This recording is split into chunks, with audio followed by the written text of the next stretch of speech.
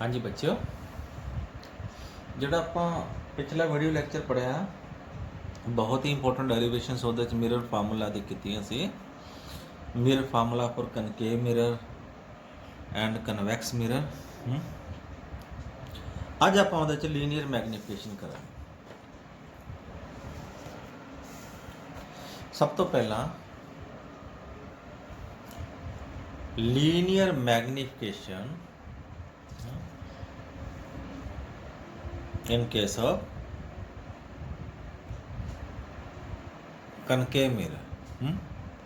तो ਆਪਾਂ याद होएगा थानू कनकेव मिरर ਦੇ ਆਪਾਂ ਦੋ ਕੇਸ ਕੀਤੇ ਸੀ। ਸਭ ਤੋਂ ਪਹਿਲਾ ਕੇਸ ਹੈ real image.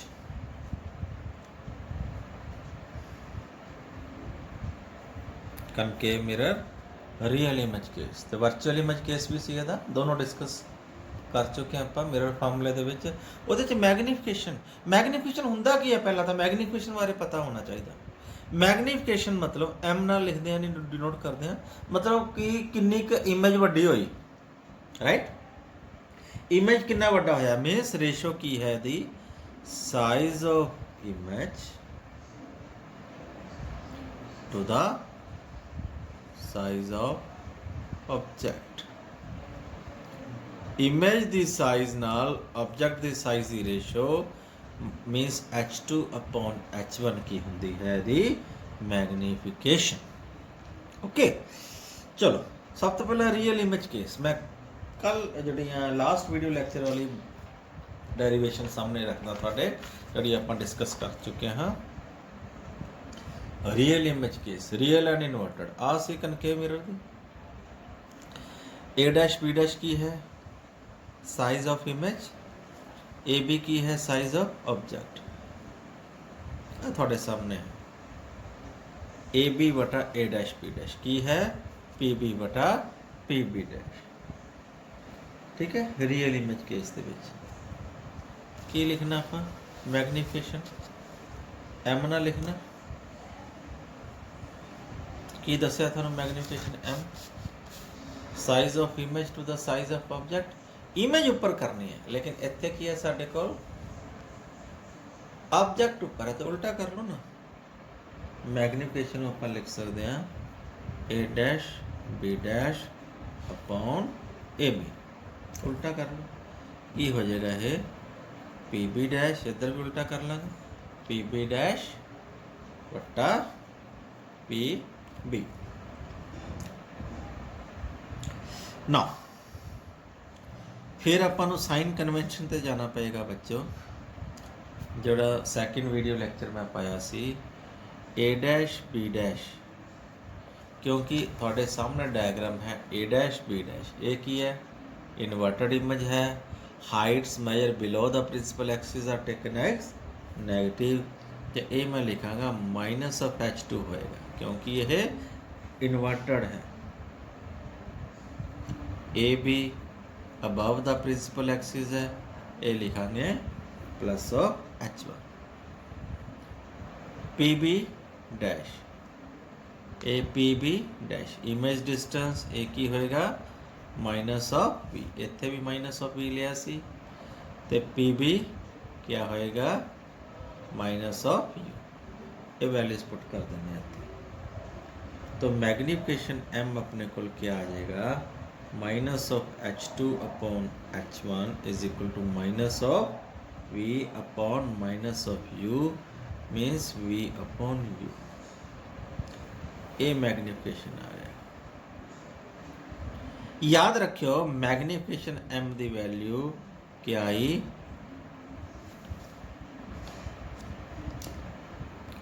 Value of magnification m comes out to be negative। एक आधा केस आ गया रियल एंड इनवर्टेड।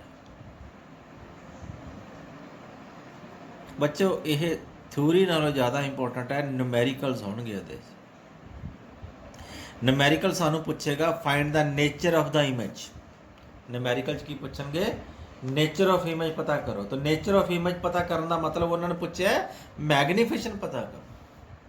तो जो मैग्नीफिकेशन नैगेटिव आ गया ਅਸੀਂ ਆਨਸਰ ਦੇਣਾ ਕਿ ਇਮੇਜ ਕੀ ਹੋਏਗੀ ਰੀਅਲ ਐਂਡ ਇਨਵਰਟਡ। ਜੇ ਮੈਗਨੀਫਿਕੇਸ਼ਨ ਸਾਡੇ ਕੋਲ ਪੋਜ਼ਿਟਿਵ ਆ ਗਿਆ ਫਿਰ ਸਾਡਾ ਜਵਾਬ ਹੋਏਗਾ virtual and erect. Nature of image ਦਾ ਜਵਾਬ ਦੇਣਾ। ਹੁਣ ਤੁਸੀਂ ਦੇਖਦੇ ਹੋਵੋਗੇ ਕਿ H2/H1 ਦੇ ਨਾਲ ਤਾਂ ਮਾਈਨਸ ਦਾ ਸਾਈਨ ਹੈ ਤੇ V/U ਦੇ ਅੱਗੇ ਪੋਜ਼ਿਟਿਵ ਦਾ ਸਾਈਨ ਹੈ। ਤਾਂ ਮੈਗਨੀਫਿਕੇਸ਼ਨ ਪੋਜ਼ਿਟਿਵ ਲਵਾਂਗੇ ਕਿ ਨੈਗੇਟਿਵ? ਜਦੋਂ ਮੈਗਨੀਫਿਕੇਸ਼ਨ ਦਾ ਸਾਈਨ ਦੇਖਣਾ ਆਪਾਂ ਹਾਈਟਸ ਦੇ ਅੱਗੇਲਾ ਸਾਈਨ ਦੇਖਣਾ, V/U ਦੇ ਅੱਗੇ ਸਾਈਨ ਨਹੀਂ ਦੇਖਣਾ, ਕਿਉਂਕਿ V/U ਦੀ ਵੈਲਿਊ ਹਜੇ ਪੁੱਟ ਕਰਨੀ ਹੈ ਇੱਥੇ। ਇਮੇਜ ਡਿਸਟੈਂਸ ਤੇ ਆਬਜੈਕਟ ਡਿਸਟੈਂਸ ਦੀ ਵੈਲਿਊ ਪੁੱਟ ਕਰਾਂਗੇ, ਠੀਕ ਹੈ, ਬਾਅਦ ਦੀ ਗੱਲ ਹੈ। ਲੇਕਿਨ ਹਾਈਟਸ ਦਾ ਸਾਈਨ ਹੀ ਆਪਣੇ ਕੋਲ ਮੈਗਨੀਫਿਕੇਸ਼ਨ ਦਾ ਸਾਈਨ ਡਿਟਰਮਾਈਨ ਕਰਦਾ ਹੈ। ਇਹ ਸੀ ਪਹਿਲਾ ਕੇਸ, ਰੀਅਲ ਇਮੇਜ ਕੇਸ। तो लास्ट वीडियो लैक्चर च आपां सैकेंड केस भी डिस्कस किया सी, that was virtual image case.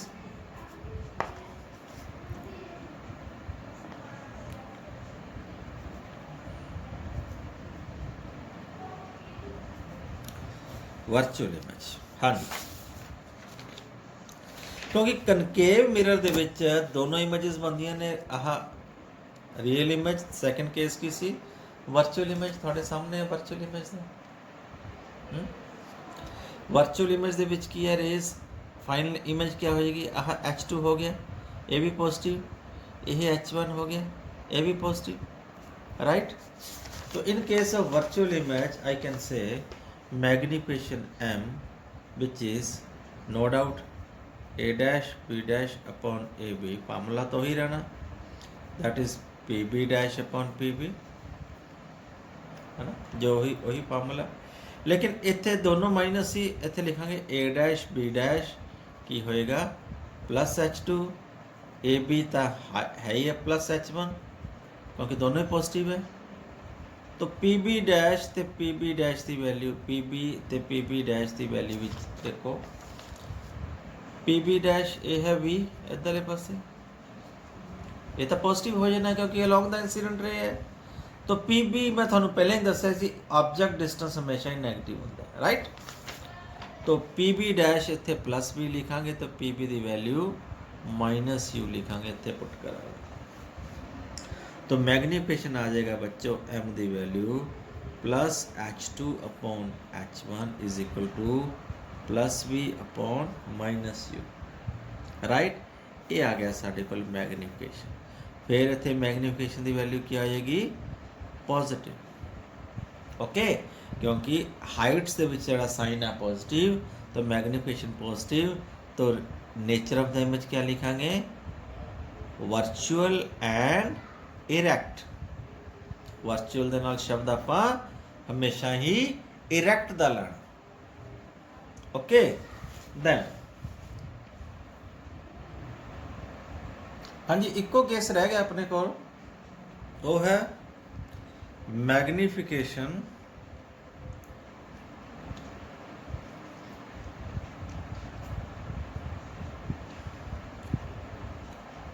Produced by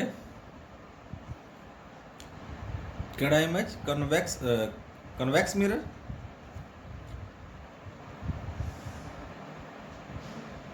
हाँ जी, ये भी आपां मिरर फार्मूला डिस्कस किया, वही आपां चक लेने। लो जी, ये आप डिस्कस कर चुके हैं कन्वैक्स मिरर।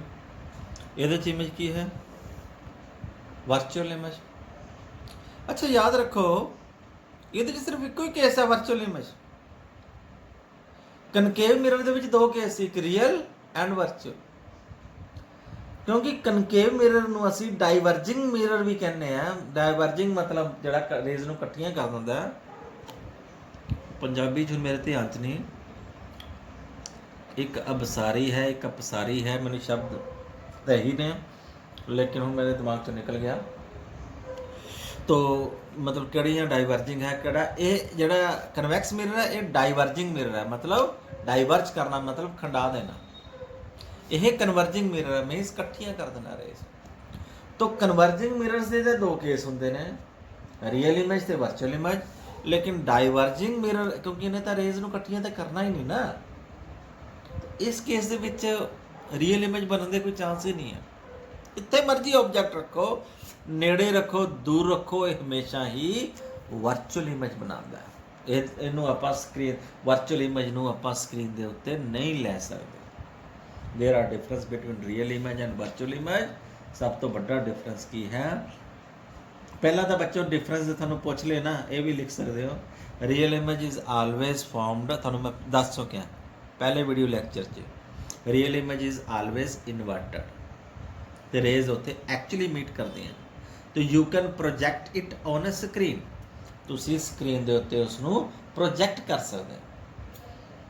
ਥੀਏਟਰ 'ਚ ਜਾਂਦੇ ਆ ਫਿਲਮ ਦੇਖਣ ਨੂੰ, ਹੁਣ ਜਿਹੜੀ ਸਾਹਮਣੇ ਤੁਹਾਡੀ ਇਮੇਜ ਹੁੰਦੀ ਹੈ ਉਹ ਕਿਹੜੀ ਹੁੰਦੀ ਹੈ? ਪ੍ਰੋਜੈਕਟ ਕੀਤੀ ਜਾਂਦੀ ਹੈ। ਕਿਹੜੀ ਹੁੰਦੀ ਹੈ? ਰੀਅਲ ਇਮੇਜ ਹੁੰਦੀ ਹੈ। ਤੁਸੀਂ ਕਹੋਗੇ ਉਹ ਤਾਂ ਸਿੱਧੀ ਹੁੰਦੀ ਹੈ, ਤੁਸੀਂ ਤਾਂ ਕਹਿੰਦੇ ਰੀਅਲ ਇਮੇਜ ਹਮੇਸ਼ਾ ਇਨਵਰਟਡ ਹੁੰਦੀ ਆ।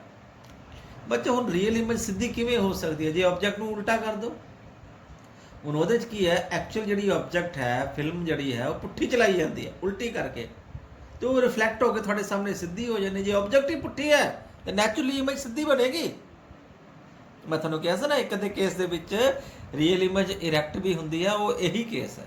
जो ऑब्जेक्ट ही उल्टा हो जाए, when object is inverted then it's real image will be erect. But normally आप लिखते हैं real image is always inverted. तो थिएटर के आपने देखा स्क्रीन के उत्ते रियल इमेज प्रोजैक्ट की जाती है, लेकिन वर्चुअल इमेज ਨੂੰ ਕਿਸੇ ਵੀ ਸਕਰੀਨ ਦੇ ਉੱਤੇ ਪ੍ਰੋਜੈਕਟ ਨਹੀਂ ਕਰ ਸਕਦੇ। ਸਵੇਰੇ ਸਵੇਰੇ ਜਦੋਂ ਮੂੰਹ ਤੋਂ ਨੂੰ ਆਪਾਂ ਸ਼ੀਸ਼ਾ ਦੇਖਦੇ ਹਾਂ, ਉਹ ਕਿਹੜੀ ਇਮੇਜ ਹੁੰਦੀ ਹੈ? ਉਹ ਵਰਚੁਅਲ ਹੁੰਦੀ ਹੈ, ਉਹ ਰੀਅਲ ਨਹੀਂ ਹੈ।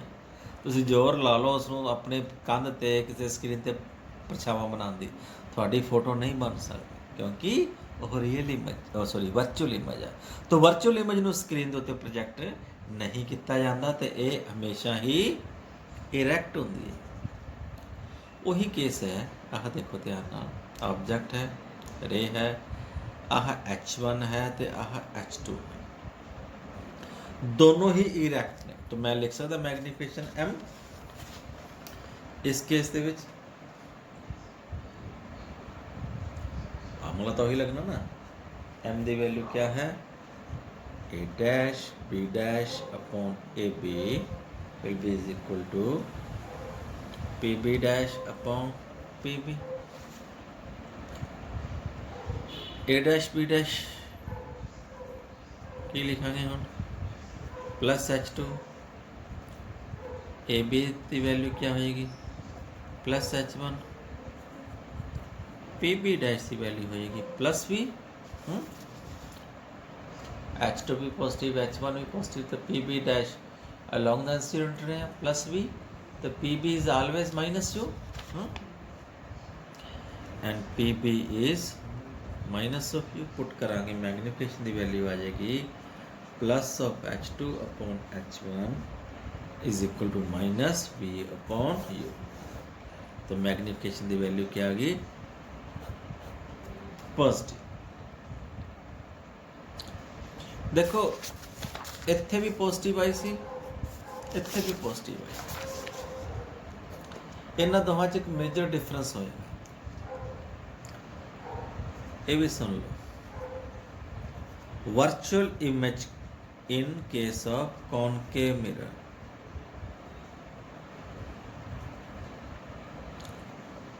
जिहड़ी मैग्नीफिकेशन आएगी वो ग्रेटर दैन 1 होएगी।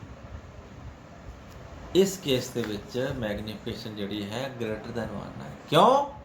क्योंकि H2 is greater then H1। ठीक है ना, इमेज का साइज आ हाइट है वो ऑब्जेक्ट हाइट तो वध होंदी है। तो जो मैग्नीफिकेशन करते हैं H2 upon H1 that is greater than 1। In case of convex mirror है, in case of convex mirror magnification is less than 1। इस केस दे विच ऑलवेज जिहड़ी मैग्नीफिकेशन है, क्योंकि H2 is always less than H1। Okay, I think बहुत है ना आज वास्ते। Thank you, have a nice day.